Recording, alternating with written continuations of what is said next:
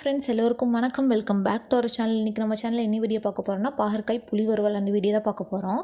இன்றைக்கி அதுக்கு பார்த்திங்கன்னா நான் ஒரு மீடியம் சைஸ் பாகற்காய் எடுத்து நல்லா பொடியாக கட் பண்ணி வச்சுருக்கேன். அது கூடவே ஒரு சின்ன நெல்லிக்காய் சைஸ் புளி ஊற வச்ச தண்ணி, வீட்டில் அரைச்ச குழம்பு மிளகாய் தூள் 2 ஸ்பூன், ஒரு 1/4 ஸ்பூன் மஞ்சள் தூள், காய்க்கு தேவையான அளவு தண்ணி சேர்த்து நல்லா வேக வச்சு எடுத்துக்கோங்க.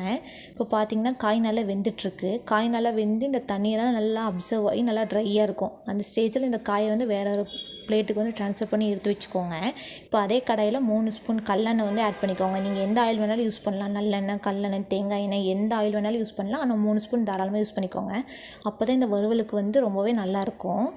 இன்றைக்கி நான் 3 ஸ்பூன் கல்லெண்ணெய் வந்து ஆட் பண்ணியிருக்கேன். எண்ணெய் நல்லா சூடானதையும் அதில் 1/4 ஸ்பூன் கடுகு, 1/4 ஸ்பூன் கடலப்பருப்பு, 1/4 ஸ்பூன் உளுந்தம்பருப்பு வந்து ஆட் பண்ணிக்கோங்க. அது பொரியறதுக்குள்ளே இதுக்கு தேவையான பொருள் என்னென்னு சொல்லி பார்த்துடலாம். இதுக்கு தேவையான பொருள் பார்த்திங்கன்னா ரொம்பவே சிம்பிள் தான், வீட்டில் இருக்கக்கூடியது தான். ஒரு மீடியம் சைஸ் தக்காளி, ஒரு 4 கருவேப்பிலை, 2 பல் பூண்டு, ஒரு 4 சின்ன வெங்காயம், நம்ம வேக வச்ச காய், இதுதான் வந்து இதுக்கு தேவையான பொருளே. இப்போ எண்ணெய் நல்லா சூடானதையும் இதில் வந்து நம்ம கட் பண்ணி வச்சுருக்கிற சின்ன வெங்காயம், பூண்டு, கருவேப்பிலை போட்டு நல்லா வதக்கி எடுத்துக்கோங்க. வெங்காயம் நல்லா கண்ணாடி பதம் வந்ததையும் இதில் நம்ம கட் பண்ணி வச்சுருக்கிற தக்காளி சேர்த்து நல்லா வதக்கி எடுத்துக்கோங்க. தக்காளி நல்லா வதங்கி எண்ணெய் பிரிஞ்சு வந்ததையும் இதில் நம்ம வேக வச்சுருக்கிற காய், அதுக்கு தேவையான அளவு உப்பு சேர்த்து நல்லா வதக்கி எடுத்துக்கோங்க. இப்போ பார்த்திங்கன்னா காய் சேர்த்தாச்சு. ஒரு 10 நிமிஷம் வந்து மீடியம் டு ஹை ஃப்ளேமில் வச்சு நல்லா வதக்கிட்டே இருங்க. நல்லா வதக்கிறப்போ பார்த்திங்கன்னா காய் நல்லா சுருண்டு எண்ணெய் பிரிஞ்சு வரும். அதுதான் கரெக்டான பக்குவம். இப்போ பார்த்திங்கன்னா நல்லா வதக்கிட்டே இருங்க. இப்போ பார்த்திங்கன்னா காய் நல்லா வதங்கி நல்லா சுருண்டு வந்துருச்சு.